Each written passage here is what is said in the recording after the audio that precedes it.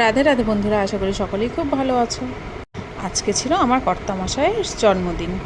দিনটি শনিবার ছিল, তাই কোনো রকমের হালকা পাতলা রান্না করেছিলাম। একটু সাজিয়ে গুছিয়ে খেতে দিয়েছিলাম। করেছিলাম ভাত, 5 রকম ভাজা, শাক, ডাল, মাছ, একটু স্যালাড আর টক দই। সন্ধেবেলায় করেছিলাম অল্প পায়েস আর একটু কেক নিয়ে আসতে বলেছিলাম, তো করেছিলাম সবাই মিলে একটু কেক কাটিং।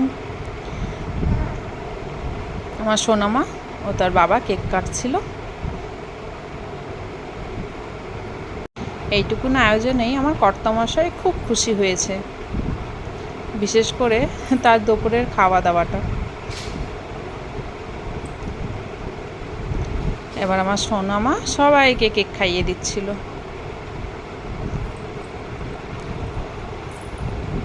সবাইকে কেক খাওয়াতে খাওয়াতে আগে নিজেই খেয়ে নিল, তারপরে সবাইকে খাওয়ালো।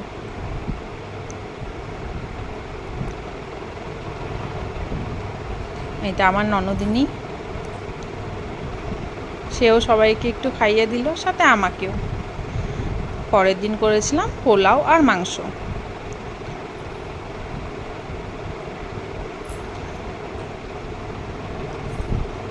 পোলাও রেসিপিটা পরে আমি ভালো মতন শেয়ার করে দেব।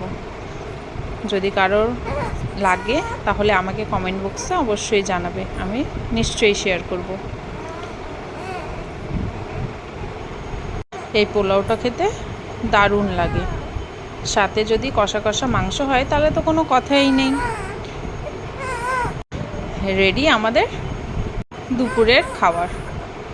আজকের মতো ব্লগটা এখানেই শেষ করছি, দেখা হচ্ছে নেক্সট ব্লগে। টাটা।